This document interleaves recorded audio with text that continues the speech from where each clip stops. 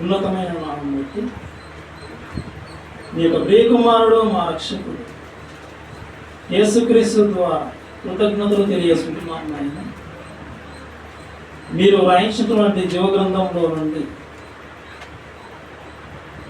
Bible గ్రంథంలో రాయబడినటువంటి ఒక సందర్భాన్ని మేము ఆలోచిస్తూ ఉంటూ ఉండగా నాయన, మా యొక్క ఆత్మను బలపరిచేటువంటి మాటలు ఆ యొక్క వాక్య భాగంలో నుండి తండ్రి నేను గ్రహించినట్లు మా యొక్క మనోనేత్రములు వెలిగించమని కోరుతూ ఉన్నాను. ఇదిగో నాయన, ఈ యొక్క సమయంలో చెబుతూ ఉన్నటువంటి నాకు సమయోచితమైనటువంటి జ్ఞానం అందించమని ఈ పిల్లలందరూ చక్కగా శ్రద్ధగా విని అర్థం చేసుకొని వాక్యముకు లోబడిన ఆయన వాక్యానుసారమైనటువంటి జీవితం నడుచుకున్నట్లు సహాయం దయచేయమని ఈ ప్రార్థన నీ ప్రియకుమారుడైనటువంటి యేసుక్రీస్తు ద్వారా అడిగి వేడుకొనుచున్నాం తండ్రి, ఆమేన్. ప్రియమైన దేవుని పిల్లలారా, మీకు ముందుగా ప్రకటింపబడిన విధముగా ఈరోజు బైబిల్ గ్రంథంలో నుండి ఒక చక్కటి సందర్భాన్ని మనం ఆలోచిద్దాం. అదే ఆ ప్రవక్త ఎవరు? ఆ ప్రవక్త ఎవరు? ఏ ప్రవక్త తెలియదు. ఆ ప్రవక్త ఏ ప్రవక్త ఎవరో తెలుసుకుందాం. మొదటిగా ఒక మాట చదువుకుందాం పిల్లలు. అపోస్తుల కార్యములు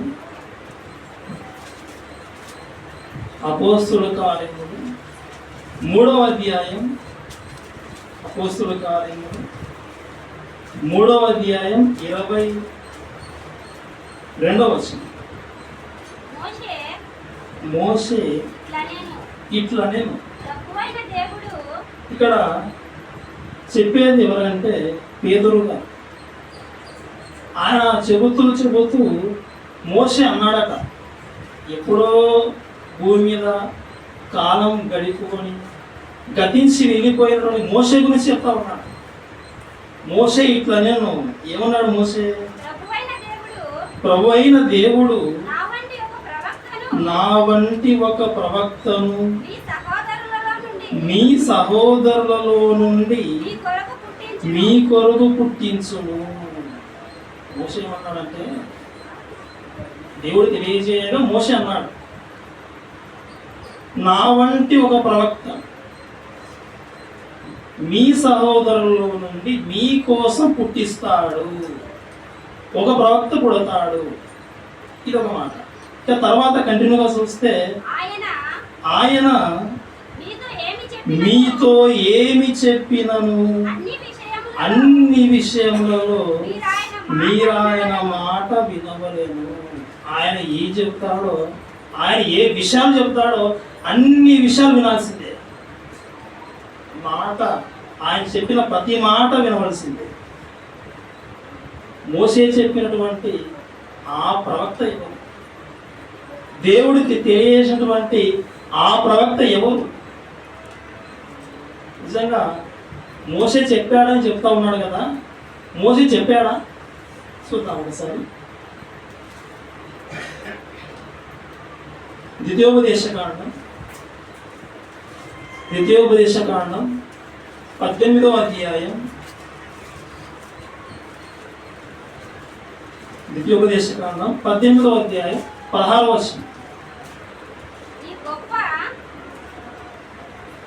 ద్వితీయోపదేశకాండం 18వ అధ్యాయం 16వ వచనం.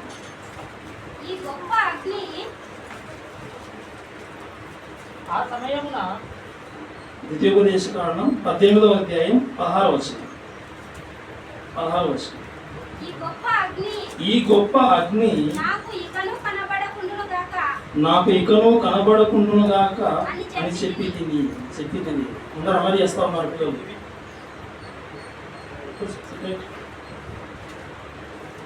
ఈ గొప్ప అగ్ని నాకు ఇకను కనబడకుండును గాక అని చెప్పి తిని ఆ సమయమున నీ దేవుడైన యెహోవాను నీవు అడిగిన వాటన్నింటి చొప్పున,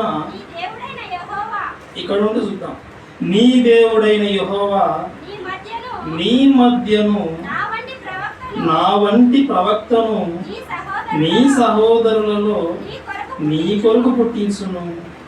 ఆయన మాట నీవు వినవలెను. ఇక్కడ చెప్పిన ఈ మాటను దేవుడు పరిశుద్ధాత్మ ద్వారా పేతురు తన ప్రసంగంలో మాట్లాడిన మాట.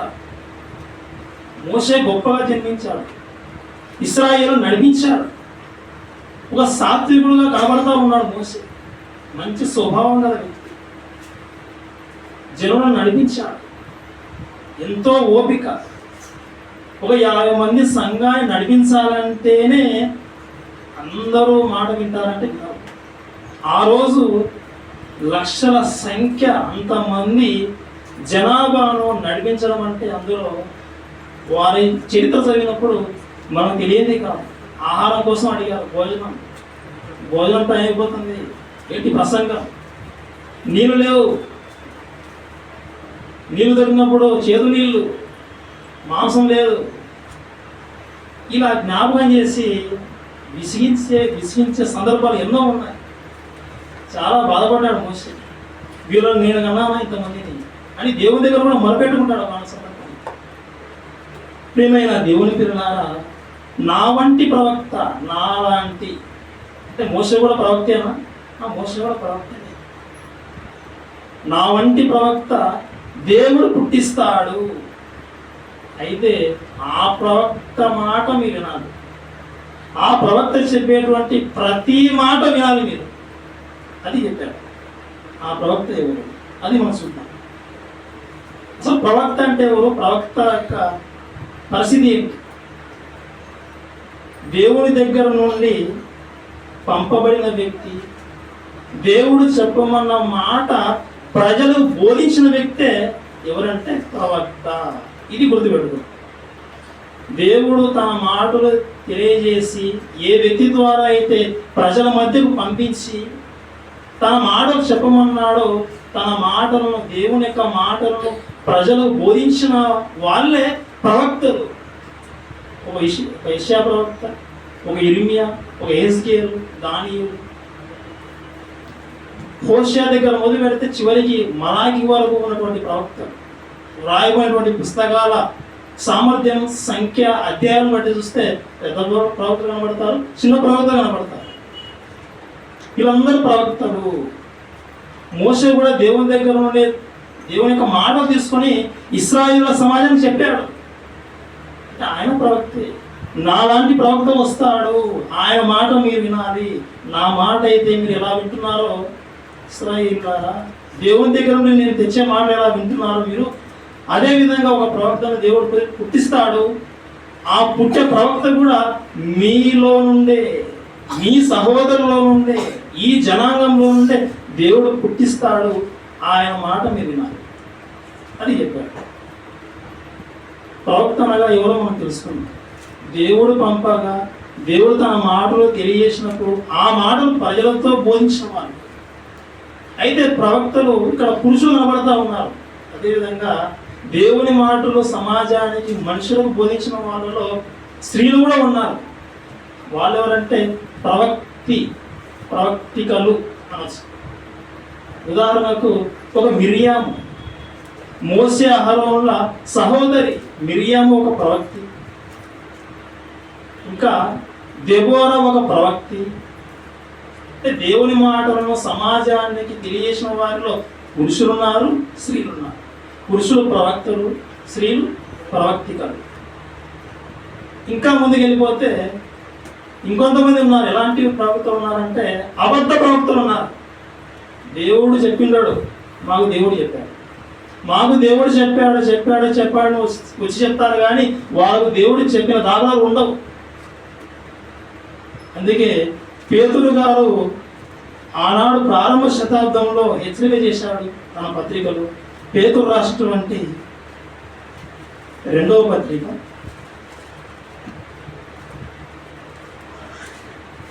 పేతురు రాసిన 2వ పత్రిక 2వ అధ్యాయం 1వ వచనం ద్వారా, మరియు అబద్ధ ప్రవక్తలు ప్రజలలో ఉండిరి. అటువలనే ఎవరున్నారట? అబద్ధ ప్రవక్తలు. మేము ప్రవక్తలమే, దేవుడు మాకు చెప్పలేదా? మేము బోధిస్తాం, ఈ మాట మీరు వినండి, ఇవి దేవుని మాటలే అని కుయుక్తిగా ప్రజల మధ్యకు వచ్చి ప్రజలతో బోధించేవాళ్ళు. అబద్ధ ప్రవక్తలు ప్రజల్లో ఉన్నారు. ఇది జ్ఞాపకం చేస్తా ఉన్నాడు దేవుడు పేతురు ద్వారా. అబద్ధ ప్రవక్తలు ప్రజలలో ఉండిరి. అటువలని మీలోను అబద్ధ బోధకులు. అబద్ధ ప్రవక్తలు, అబద్ధ బోధకులు. ప్రవక్తలు ఉన్నారు, అబద్ధ ప్రవక్తలు ఉన్నారు. బోధకులు ఉన్నారు, అబద్ధ బోధకులు ఉన్నారు. ప్రియమైన దేవుని పిల్లలారా, ఆ రోజు సమాజంలో ఉన్నటువంటి ప్రవక్తలు ఉన్నారు, ప్రజలకు చెప్పేవారు, దేవుని మాట తెలియజేసేవారు. అదేవిధంగా అబద్ధ ప్రవక్తలు కూడా బయలుదేరారు. ఈ రోజు చూద్దాం, ఈ రోజు మనం ఉన్నటువంటి ఈ కాలంలో చూద్దాం, ప్రవక్తలు ఉన్నారా? ఎవరైనా మిమ్మల్ని ప్రశ్న వేసి లేదా మీ దగ్గరకు వచ్చి నేను ప్రవక్తని అన్నాడంటే మీరు అప్పుడు పసిగట్టాలి, ఈ కాలంలో ప్రవక్తలు లేరు.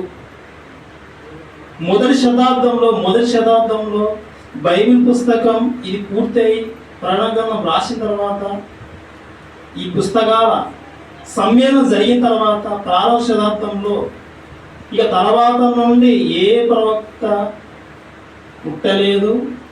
దేవుడు తన మాటలు ఏ మనిషికి చెప్పలేదు.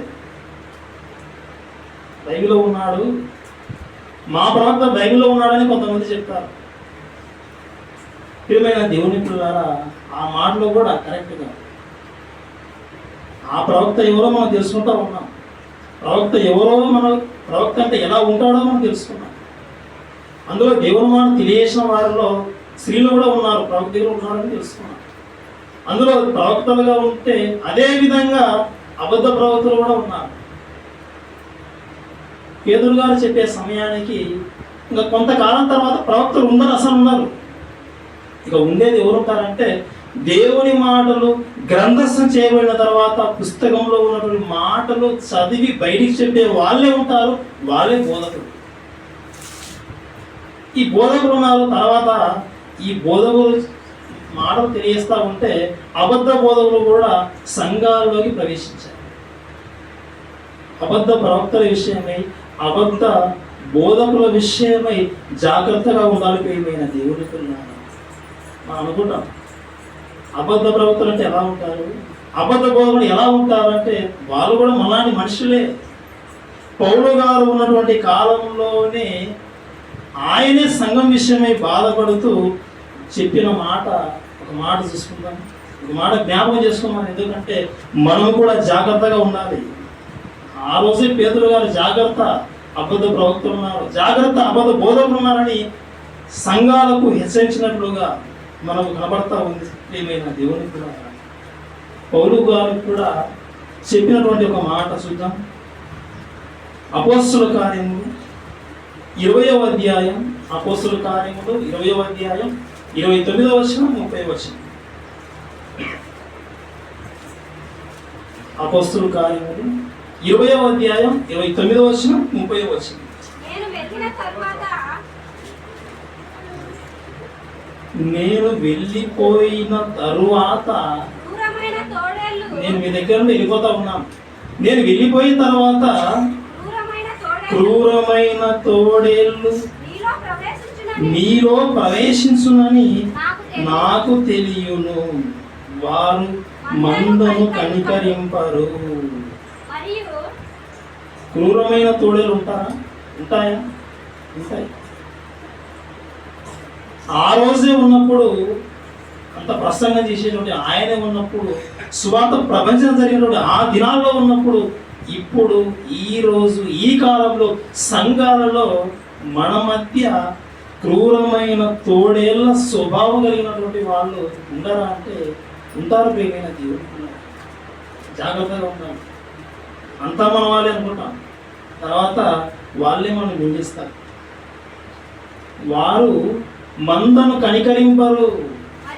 సంఘానికి బాగా వెళ్తా ఉన్నాడు, అన్ని సంఘానికి సహాయం చేస్తూ ఉన్నాడు. ఇంత బాగా ఉన్నప్పుడు ఇతను ఎందుకు డిస్టర్బెన్స్ చేయాలని అనుకోరు. ఎలాగైనా సరే వీళ్ళను వేరే చోటు తీసుకొని పోవాలి, మా సంఘానికి కలపాలి, వీళ్ళని మా సంఘంలోకి చేర్చుకోవాలి, ఇక్కడ నుండి విడగొట్టాలి వీళ్ళను. మందను కనికరింపరు, క్రూరమైన త్రోడైన స్వభావం గలవారు, వీరు మందను కనికరింపరు, వీరి విషయమై జాగ్రత్తగా ఉండాలి. 30వ వచనం, మరియు శిష్యులను తమ వెంట ఈడ్చుకొని పోవాలని. అంటే హలో బ్రదర్ అని ఫోన్ చేసి పిలుచుకొని పోడు, ఇలాగ నీతో ఉండి నీతో స్నేహం చేసి అలా కొద్ది రోజులు ఉండి ఉండి ఉండి కొన్ని రోజులు ఉన్న తర్వాత ఆ బ్రదర్ గురించి నీకు తెలుసా అంటాడు.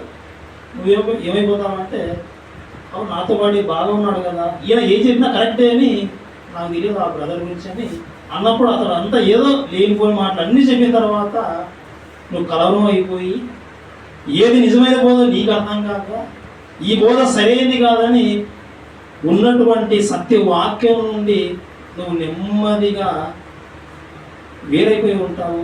సడన్గా వాళ్ళు ఏం చేస్తారంటే నిన్ను తమ వెంట పిలుచుకొని పోరు, ఈడ్చుకొని పోతారు వాళ్ళు.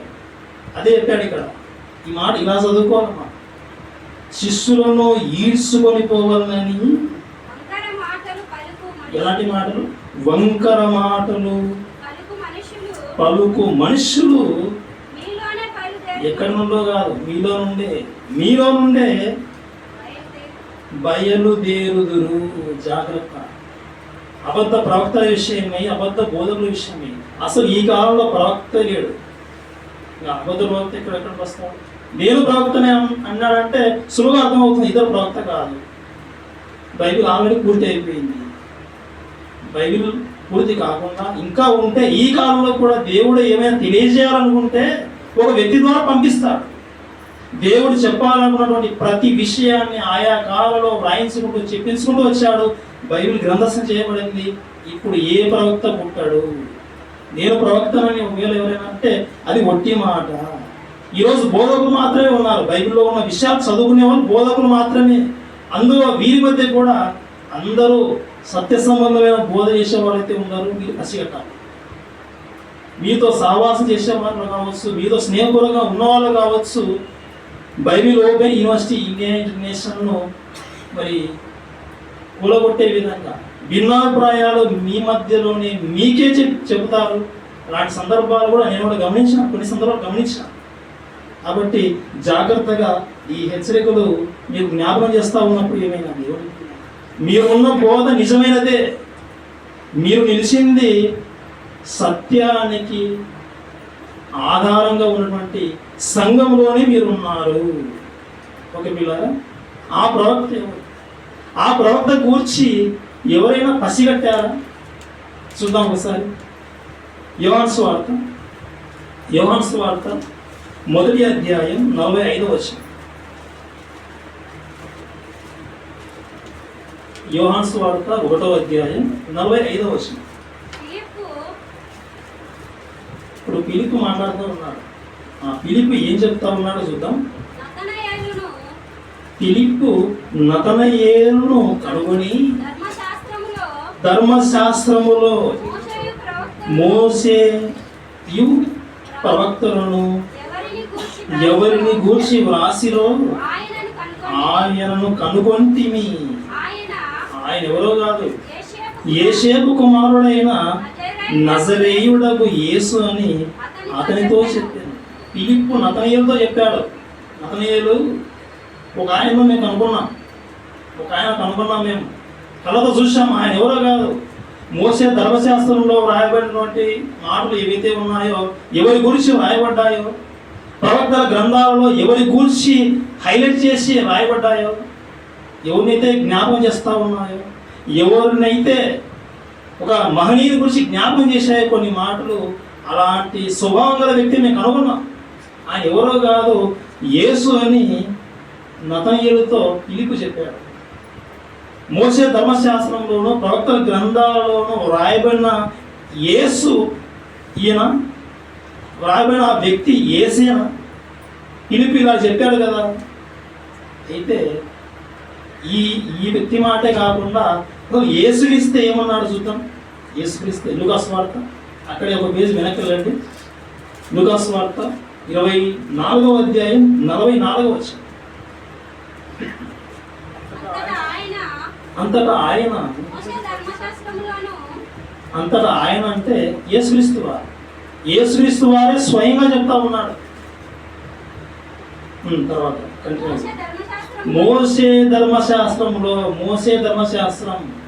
ధర్మశాస్త్రములోను ప్రవక్తల గ్రంథములలోను కీర్తనలలోను నన్ను గూర్చి వ్రాయబడినవన్నీయు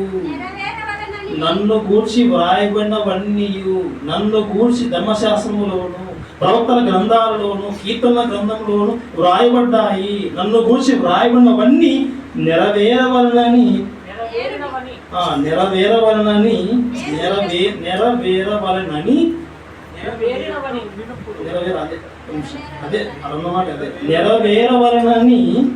నేను మీ యొద్ద ఉండినప్పుడు మీతో చెప్పిన మాటలు ఇప్పుడు రెండో మాట ఏముందంటే నెరవేరినవి ఇప్పుడు నెరవేరాయి. అప్పుడు నెరవేరాలని రాయబడ్డాయి, తర్వాత నెరవేర్చబడ్డాయి. నెరవేరినవని వారితో చెప్పాను. మోసే ధర్మశాస్త్రంలోను ప్రవక్త గ్రంథాల్లోను కీర్తన గ్రంథంలోను ఎవరి గురించి అయితే హైలైట్ చేయబడిందో ఆ వ్యక్తిని ఆయన యేసు అని పిలుపు కనుగొన్నాడు. పిలుపు చెప్పడమే కాదు, యేసుక్రీస్తు వారి ఆయన మరణించి తిరిగి లేచిన తర్వాత పరలోకానికి ఆరోహణం అయ్యే సందర్భాల్లో కొద్ది కాలంలోనే ముందుగానే చెప్తాలో ఉన్నాడు. నా గురించి వ్రాయబడిన మాటలన్నీ నెరవేరాయని చెప్తా ఉన్నారు. ఆ రోజు మోసే చెప్పిన వ్యక్తి యేసుక్రీస్తేనా? కొంచెం సందేహం. ఆ యేసే ఆ ప్రవక్తన? మనం ఆలోచించాలి. యేసుక్రీస్తు వారు ఉన్న కాలంలో, యేసుక్రీస్తు వారు భూమి మీద ఉన్న కాలంలో యేసుతో పాటి దేవుని మాటలు ప్రకటిస్తూ ఒక ప్రపంచనంగా ఒక వ్యక్తి కనబడతాడు. ఆయన ఎవరు అంటే బాప్తిసం ఇచ్చే యోహాను. ప్రజల్లో కొంచెం ఆలోచన ఉంది. ఆ రోజు చెప్పిన మోసే ప్రవక్త గురించి ఒక ప్రవక్త గురించి జ్ఞాపకం చేశాడు కదా, ఆ ప్రవక్త బాప్తిసం ఇచ్చే యోహానా యేసుక్రీస్తు? బాప్తిసం ఇచ్చే యోహానా యేసుక్రీస్తు? ఎవరు ఇద్దరులో ఎవరు ఆ ప్రవక్త? యేసుక్రీస్తు ఆయన స్వార్థ ప్రపంచం కంటే ముందుగా ఈ బాప్తిసం యోహాను గురించి ప్రజలకు బాగా తెలుసు. మారు మనసు విషయమైన బాప్తిసం గురించి ప్రకటిస్తూ బాప్తిసం ఇచ్చేవాడు. నువ్వు ఎవరు అసలు అని అడగడానికి కొంతమంది వచ్చారు. యోహాను స్వార్థ 1వ అధ్యాయం 21వ వచనం 22వ వచనం. ఒకసారి 19 నుండి చదువుతున్నాం. 19 నుండి కంటిన్యూ. యోహాను స్వార్థ 1వ అధ్యాయం 19 నుండి. నీవెవడవని అడుగుటకు యూదులు యెరూషలేము నుండి యాజకులను లేవీయులను బాప్తిసం ఇచ్చి యోహాను వద్దకు పంపినప్పుడు అతడు ఇచ్చిన సాక్ష్యం ఇదే. నాకేం తెలియదు అని చేతులు ఎత్తేయలేదు. అతడు ఎరుగనక ఒప్పుకున్నాడు. మాట ఒప్పుకున్నాడు. ఏం ఒప్పుకున్నాడు? నేను క్రీస్తును గాను. తర్వాత కాగా వారు మరి నీవెవరు? నీవు ఏలియా గురించి చెప్పబడింది. ఇదిగో ఏలియా లాంటి స్వభావం గల వ్యక్తి వస్తాడు. పోనీ నువ్వు క్రీస్తు కాదా అని చెప్తా ఉన్నావు. నువ్వు ఏమైనా ఏలియావా? కాదు, ఏలియాను కూడా కాదు. తర్వాత 22వ వచనం. ఇది మెయిన్ గుర్తుపెట్టుకుంటే, నీవు ఆ ప్రవక్తవా? ఆ రోజు మోసే చెప్పాడు కదా, ఆ రోజు మోసే చెప్పాడు ఒక ప్రవక్తను, నాలాంటి స్వభావం గల వ్యక్తిని, నా వంటి ప్రవక్తను దేవుడు పుట్టిస్తాడని మోసే చెప్పాడు. ఆ ప్రవక్త నువ్వేనా ఏమైనా అని అడిగినప్పుడు అతడు ఏమన్నాడు? నేను కాను, ఆ ప్రవక్తను కాదు, నేను క్రీస్తును కాదు, నేను ఏలియాను కాదు, నేను ఆ ప్రవక్తను కాదు. కాబట్టి బాప్తిసం ఇచ్చే యోహాను ఆ ప్రవక్త కాదు. ఆ రోజు మోసే చెప్పిన ప్రవక్త అయితే కాదు. ఇక యేసుక్రీస్తు గురించి ఆలోచిద్దాం. ఆ రోజు మోసే చెప్పినటువంటి ప్రవక్త, ఆ ప్రవక్త యేసుక్రీస్తేనా? అసలు ముందు యేసుక్రీస్తు ప్రవక్తేనా? ఇది చూద్దాం, కొద్దిగా గమనిద్దాం. మొదటిగా యోహాను సువార్త 4వ అధ్యాయం 19వ వచనం. యోహాను సువార్త 4వ అధ్యాయం 19వ వచనం. ఈ అధ్యాయం అంతా డిస్కషన్ ఎవరికి మధ్య బాగా కనబడుతుందంటే, యేసుక్రీస్తు వారు సమరయ స్త్రీతో మాట్లాడతారు. సమరయ స్త్రీ గురించినటువంటి పూర్తి ఆమె బ్యాక్గ్రౌండ్ అంతా చెప్తాడు.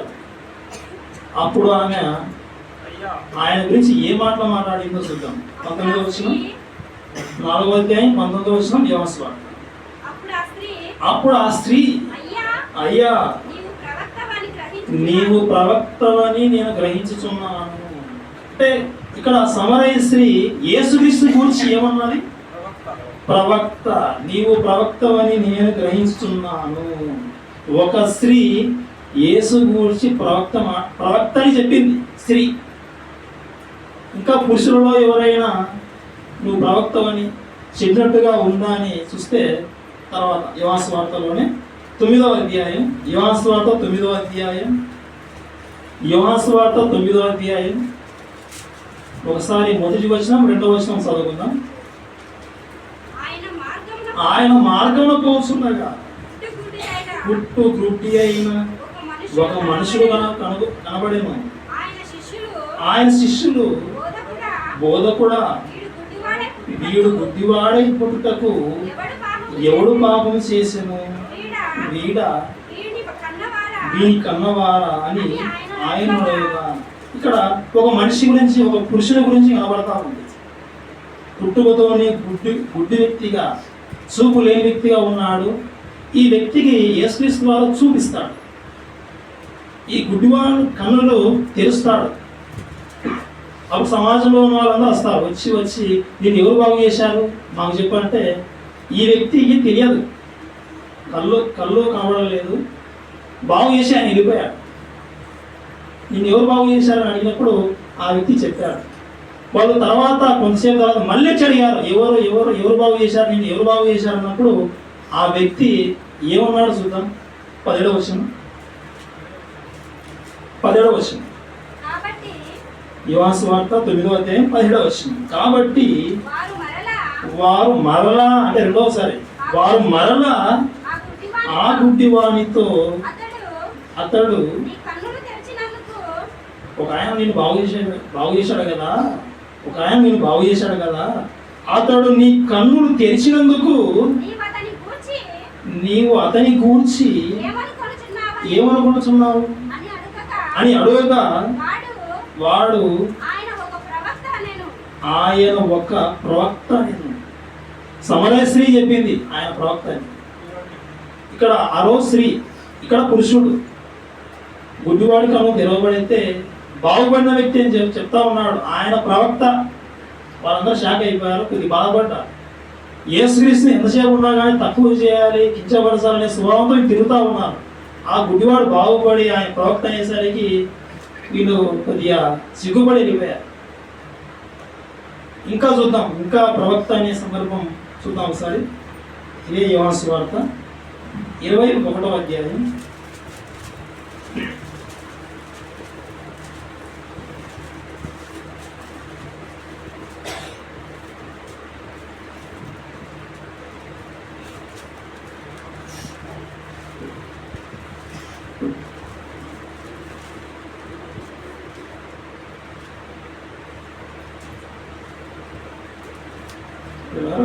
వేరే స్వార్థ, మత్తయి స్వార్థ ఉంది చూడండి.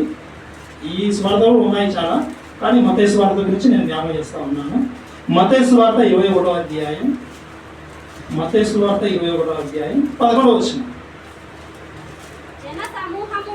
ఇక్కడ జన సమూహమే చెప్తా ఉంది. జన సమూహము ఈయన గలిలయలోని నజరేతు వాడకు ప్రవక్త అయిన యేసు అని చెప్పింది. స్త్రీ మాట్లాడింది ప్రవక్త అయింది, పురుషుడు మాట్లాడాడు ప్రవక్త అయిన అన్నాడు. జనసమూహమే చెప్పింది ప్రవక్త అయిన యేసుక్రీస్తు వారు ప్రవక్త. సమరస్త్రీ నువ్వు ప్రవక్త అన్నప్పుడు యేసుక్రీస్తు లేదు కాదు నీ ప్రవక్తను కాదని యేసుక్రీస్తు ఏమైనా అన్నాడా? అనలేదు. ప్రవక్త ఆయన. దేవుని దగ్గర ఉండి దేవుని దగ్గర ఉన్నటువంటి మాటలు నేర్చుకొని భూమి మీదకి వచ్చి సమాజానికి చెప్పాడు కాబట్టి ఆయన కూడా ప్రవక్తే, ఆయన రక్షకుడే, ఆయన ఇమ్మానుయేలే. ఆయన గురించి ఎన్నో సందర్భాలు రాయబడ్డాయి. ఆ రోజు మోసే చెప్పిన ప్రవక్త, ఆ ప్రవక్త యేసుక్రీస్తే అని మనం ముందు వెళ్తా ఉన్నాం. ముందు యేసుక్రీస్తు ప్రవక్త కాదో తెలుసుకున్నాం ఆల్రెడీ. ఇప్పుడు యేసుక్రీస్తు వారి విషయమై ఆ రోజు మోసే చెప్పిన ఆ ప్రవక్త యేసుక్రీస్తేనా, ఆ ప్రవక్త యేసేనా చూద్దాం పిల్లలు. ఇంకా ముందుకు వెళ్దాం. యోహాను సువార్త 6వ అధ్యాయం, యోహాను సువార్త 6వ అధ్యాయం 14వ వచనం. యోహాను సువార్త 6వ అధ్యాయం 14వ వచనం. యేసుక్రీస్తు వారు 5 రొట్టెలు 2 చేపలను ఆశీర్వదించి అందరికి భోజనం పెట్టిన తర్వాత మిగిలినవన్నీ ఎత్తి పక్కన పెట్టిన తర్వాత ఏమని చెప్తా ఉన్నారో చూడండి. యోహాను సువార్త 6వ అధ్యాయం 14వ వచనం. ఆ మనుషులు యేసు చేసిన సూచక్రియను చూసి నిజముగా ఈ లోకమునకు రాబో, ఆ రోజు చెప్పాడు వస్తాడని. ఆ వచ్చినటువంటి ఆ రాబో ప్రవక్త ఈయనే అని చెప్పుకునేది. ఈయనే అంటా ఉన్నారు. ఇంకొక మాట చూద్దాం. యోహాను సువార్త 7వ అధ్యాయం 40వ వచనం. యోహాను సువార్త 7వ అధ్యాయం 40వ వచనం. ఎవరైనా దప్పికొంటే నా దగ్గర రండి, వాడి కడుపులో నుండి జీవజల నదులు పారిపోతాయి, బయటికి వస్తాయి, వాడు దప్పికొనడు అని ఇలా ఆయన కొన్ని మాటలు చెప్పిన తర్వాత రియాక్షన్ ఎలా వచ్చిందో చూడండి. అక్కడ 40వ వచనం.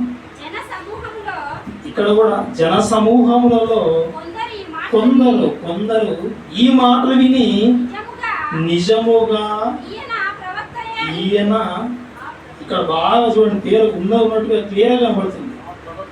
ఆ ప్రవక్తయే అని, ఆ ప్రవక్తే మోసే చెప్పిన ఆ ప్రవక్తే ఈయన అన్నారా? వీళ్ళు కూడా కొంతమంది అన్నారా? అన్నా ప్రారంభంలో చదివిన మాట ఒక్కసారి మళ్ళీ జ్ఞాపకం చేస్తున్నాం. ప్రారంభంలో చదివిన మాట అపోస్తుల కార్యములు 3వ అధ్యాయం 22వ వచనం. మోసే ఇట్లనేను, ప్రభువైన దేవుడు నా వంటి ఒక ప్రవక్తను మీ సహోదరులలో నుండి మీ కొరకు పుట్టించును. ఆయన మీతో ఏమి చెప్పినను అన్ని విషయములలో మీరు ఆయన మాట వినవలను. ఆ రోజు మోసే చెప్పింది కూడా అదే, ఒక ఆయన పుడతాడు, ఆయన మాట మీరు వినాలి. ఇక్కడ పేదరు గారు కూడా జ్ఞాపకం చేస్తూ ఉన్నాడు, ఒక ఆయన పుడతాడు, ఆయన మాట వినాలి. ఆయన ఎవరో కాదు యేసుక్రీస్తే అని ఆ ప్రసంగం అంతా పేదరుగా చెప్పారు. ఇక్కడ ఆయన ఎవరో కాదు యేసుక్రీస్తే. తర్వాత 23వ వచనం కంటిన్యూగా. 23వ వచనం కొద్దిగా భయకంపితంగా ఉంటుంది మాట, స్ట్రాంగ్గా ఉంటుంది మాట. 23వ వచనం. ఆ ప్రవక్త మాట విననివాడు ప్రజలలో ఉండకుండా ఏమైపోతాడు? సర్వనాశనం. ఆయన మాట వినకుండా ఎవరైతే ఉంటారో ఆ వ్యక్తి సర్వనాశనం. ఆ ప్రవక్త మాట వినకపోతే సర్వనాశనం. ఆ రోజు మోసే చెప్పిన ప్రవక్త ఎవరో కాదు, యేసుక్రీస్తు వారే. యేసుక్రీస్తు యొక్క మాట వినకపోతే ఎవరైనా సర్వనాశనం అన్నాడు. చాలా భయపడాలి. ప్రియమైన దేవుని పిల్లలారా, నిజంగా సర్వనాశనం అయిపోతాడు. సర్వనాశనం. యేసు మాట వినడం వలన స్వర్గానికి వెళ్ళిపోతాం. వినకపోతే సర్వనాశనం. వింటే స్వర్గం, వినకపోతే సర్వనాశనం, పాతాళాఘాతం. అయితే యేసుక్రీస్తు వారు ఎన్నో మాటలు చెప్పాడు కదా, ఎన్నో మాటలు చెప్పారు. ఆయన మాట వినకుంటే సర్వనాశనం అయిపోతాం. ఆయన చెప్పిన మాటలు చాలా ఉన్నాయి. చివరిలో ఆయన ఇచ్చిన మాట ఏంటంటే, మీరు సర్వలోకమునకు వెళ్ళి సర్వ సృష్టికి సువార్త ప్రకటించుడి. మేము ప్రకటించాము, అయితే నాశనం అయిపోతావు. ఈ భయం ఉంది అపోస్తలుడైన పౌలుకి. ఈ భయం ఉంది కాబట్టి ఆయన ఏమన్నాడో తెలుసు, మీకు అందరికీ తెలుసు. ఏమన్నాడు? సువార్త ప్రకటించవలసిన భారం నా మీద మోపబడి ఉన్నది. సువార్త ప్రకటించకపోతే ఏమంటున్నాడు? సువార్త నేను ప్రకటించకపోతే, వాళ్ళు వినకపోతే వాళ్ళకు శ్రమ లేదు. ముందు ప్రకటించకపోతే నాకు శ్రమ, ప్రకటించకపోతే నేను సర్వనాశనం అయిపోతాను. కొరింథీయులకు రాసిన మొదటి పత్రిక 9వ అధ్యాయం 16వ వచనం. కొరింథీయులకు రాసిన మొదటి పత్రిక 9వ అధ్యాయం 16వ వచనం. నేను సువార్తను ప్రకటించున్నాను, నాకు అతిశయకారణం లేదు. సువార్తను ప్రకటింపవలసిన భారం నా మీద మోపబడి ఉన్నది. అయ్యో, నేను సువార్తను ప్రకటింపకపోయిన ఎడల నాకు శ్రమ, నాకు శ్రమ. ప్రియమైన దేవుని పిల్లలారా, శ్రమ. సువార్త ప్రకటించాలి. ప్రకటించే వారు ప్రకటిస్తూ ఉంటారు, మేము ప్రకటించలేము, మన చదువు రాదు. ప్రకటించే వారితో తోడుగా విను. ప్రకటించే ఆ సువార్తకు నువ్వు సహాయకారిగా ఉండు. ఈ సువార్త కార్యక్రమంలో నీ వంతు పాత్ర ఉంటే నీకు స్వర్గం, లేకపోతే సర్వనాశనం. దేవుడి సువార్తకు సహాయకారిగా ఉంటే స్వర్గము, విరోధంగా మారిపోతే సర్వనాశనం. ఆ ప్రవక్త ఎవరో కాదు, యేసుక్రీస్తు వారు. ఆ ప్రవక్త మాట మనం వినాలి. ప్రియమైన దేవుని పిల్లలారా, వింటే క్షేమం, వినకపోతే క్షామం, తర్వాత పాతాళం. ఓకే పిల్లారా, ఆ ప్రవక్త ఎవరు? యేసుక్రీస్తు వారు. ఓకే పిల్లారా, చిన్న ప్రార్థన చేసుకుందాం. మహోన్నతుడు అయిన మా తండ్రి, మీ యొక్క పరిశుద్ధమైన ఉన్నతమైన నామం బట్టి మరొకసారి నాయన ప్రార్థిస్తూ ఉన్నాం. ఒకనాడు మోషే నాయన నీ కుమారుని రాకగూర్చి నా వంటి ప్రవక్త మీకోసం పుట్టిస్తాడు, ఆయన మాట వినాలని జ్ఞాపం చేశాడు. పేతురు గారు తన యొక్క మాటలలో కూడా జ్ఞాపం చేశాడు. ఆ రోజు జనసమూహం కూడా ఆయన గ్రహించింది, ఆ ప్రవక్తయే అన్నారు. మోషే వంటి స్వభావం గల సాత్వికమైన స్వభావంతో తండ్రి ప్రపంచ మానవాళికి రక్షణకారిగా నీ రక్షణ తండ్రి మాకు ఇచ్చారు నాయన. ఆ రక్షణకర్త ఆ యేసుక్రీస్తు వారు ఆయన శిలువలో బలియాగం అయ్యారు. అవిధేయులను చెడ్డవారమైనటువంటి మా నిమిత్తం ఆయన తన ప్రాణాన్ని శిలువలో అర్పించాడు, తన జీవితాన్ని మా నిమిత్తం త్యాగం చేశాడు. నీ కుమారుని యొక్క మాట తండ్రి, ఆ మాట నీ మాటే. ఈ మాట తండ్రి మేము విని విశ్వసించి వాక్యానుసారంగా జీవించి స్వర్గాన్ని తండ్రి స్వతంత్రించుకునే విధంగా మాకు సహాయం దయచేయమని కోరుచు. ఆ ప్రవక్త మాట, ఆ యేసు మాట వినకపోతే సర్వనాశనమని తండ్రి మీరు గ్రంథస్థం చేయించి వాయించారు. ఇదిగో నాయన, మేము ఉన్నటువంటి ఈ యొక్క సత్యమైనటువంటి ఈ సంఘంలో మేము వెళుతూ ఉన్నటువంటి ఈ యొక్క విశ్వాస యాత్రలో తండ్రి అనేక మంది అబద్ధికులు మా మధ్యలో ప్రవేశించి తండ్రి నీకు దూరం చేయాలని ప్రయత్నిస్తాం. వారి విషయమైన ఆయన మేము జాగ్రత్త కలిగి తప్పించుకుని తండ్రి నీ యొక్క సత్య సంబంధమైన బోధలు నిలిచి నీ వరకు ఫలించినట్లు తండ్రి మాకు సహాయం దయచేయమని కోరుచు. ఇదిగో నాయన, కళస బైబిల్ టెక్నాలజీ ఆలగడ్డ సంఘంలో నీ పని చేస్తున్నటువంటి దైవ సేవకులను కుమార్ సార్ గారిని తండ్రి జ్ఞాపకం చేసుకోమని కోరుచు ఉన్నాం. ఆయన కుటుంబాన్ని తండ్రి జ్ఞాపకం చేసుకుని తండ్రి నీ యొక్క జ్ఞానాన్ని తండ్రి దయచేసి నీ పని నిమిత్తం తండ్రి ఇంకా ఎక్కువగా వాడుకోమని కోరుచు ఉన్నాం. సంఘ పెద్దలను, సంఘ విశ్వాసులను ఆయన జ్ఞాపకం చేసుకోమని కోరుచు ఉన్నాం. సంఘం ద్వారా తండ్రి జరిగేటువంటి కార్యక్రమాలను ఆయన ఈ యొక్క సువార్త ప్రపంచం తండ్రి పరిసర ప్రాంతాల్లో తండ్రి ప్రజ్వలించినట్లు మీ యొక్క సహాయం దయచేయమని కోరుచు ఉన్నాం. అనారోగ్యంతో ఉన్నటువంటి వారిని ఆయన స్వస్థపరచమని కోరుచు ఉన్నాం. ఆర్థికపరమైన సమస్యలు ఉన్నటువంటి వారిని జ్ఞాపకం చేసుకుని ఆయన చక్కబెట్టమని కోరుచు ఉన్నాం. ఇదిగోనైనా మేమందరం ఏకరీతిగా, ఏక మనస్సు, ఏక భావం, ఏక తాత్పర్యం కలిగి నీ పని జరిగించిన ఆయన నీకు సంతోషపెట్టి నువ్వు ఉన్నటువంటి ఆ మహాలోకాన్ని చేరుకునే విధంగా మాకు సహాయం దయచేయమని నీ కృపలో మమ్మల్ని జ్ఞాపకం చేసుకున్నామని ఈ ప్రార్థన నీ ప్రియకుమారుడైనటువంటి యేసుక్రీస్తు ద్వారా అడిగి వేడుకొస్తున్నాం తండ్రి. ఆమేన్.